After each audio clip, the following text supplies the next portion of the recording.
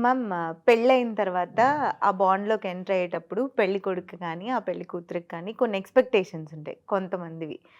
ఎలా ఉంటాయంటే ఇంకా తన లైఫ్‌లో నేను మాత్రమే ఉండాలి. నన్ను మాత్రమే ప్రేమించాలి.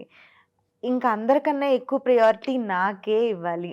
లేకపోతే నా మనసులో ఏముందో నేను చెప్పకుండానే తెలుసుకోగలిగేలా ఉండాలి. అదే ప్రేమ. ఇట్లాంటి ఎక్స్‌పెక్టేషన్స్ ఉంటాయి. ఇవన్నీ పెట్టుకుంటే అవి రీచ్ అవ్వకపోతే ప్రాబ్లమ్ గదా! మరి మీరేం చెప్తారు అది వీళ్ళకి? రీచ్ అవ్వాలనేగా మనం మాట్లాడుకుంటున్నాం రూప. కానీ మరీ రిలేషన్ ఇంత పర్టిక్యులర్‌గా ఇన్ని చిన్ని చిన్నయి గూడా వాళ్ళ లైఫ్‌లో వేరే కూడా ఉంటారు కదా! Family members. అలా కాదు రూప.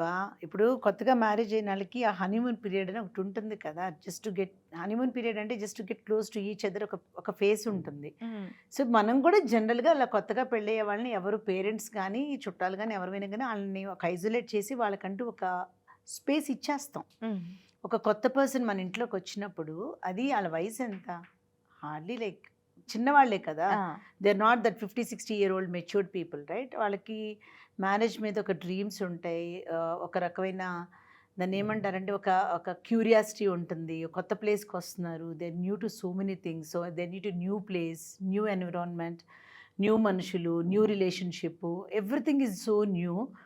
సడెన్‌గా ఒక మనిషి తన్ని ఫిజికల్‌గా గానీ, ఎమోషనల్‌గా గానీ క్లోజ్ అవుతున్న టైంలో తన లోపల ఎన్ని ఫియర్స్ ఉంటాయి. హ్మ్. సో, ఆ ఫియర్స్ అన్నీ లైక్ క్లియర్ అవ్వాలి అంటే he need to be with her. ఒక ఒక ఒక పీరియడ్ వరకు ఆ అమ్మాయికి ఏంటంటే హీ ఈస్ దేర్ అన్న ఫీలింగ్ క్రియేట్ అయ్యే ఇనీషియల్ స్టేజెస్ అవి. It's not that like you are ignoring rest of the people but you are giving extra importance to this person hmm. Which you have to give. So, అది balance చేసుకునే capacity ఆ అబ్బాయికి ఉండాలి. ఇప్పుడు ఈ అమ్మాయి కొత్తగా పెళ్ళైన అమ్మాయి చుట్టూతా తిరుగుతున్నాడంటే అది ముద్దుగా, ముచ్చటగా ఉంటుంది. ఓవర్ ఎ పీరియడ్ అది వేరే విషయం రూప. బట్ ఇనీషియల్‌గా that's how it need to look and go.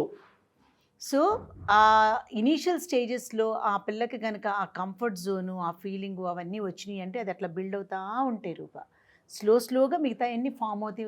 స్లోగా అన్నీ మారుతా ఉంటాయి గానీ ఇనీషియల్‌గా she or he deserves to understand hmm. They own the other person.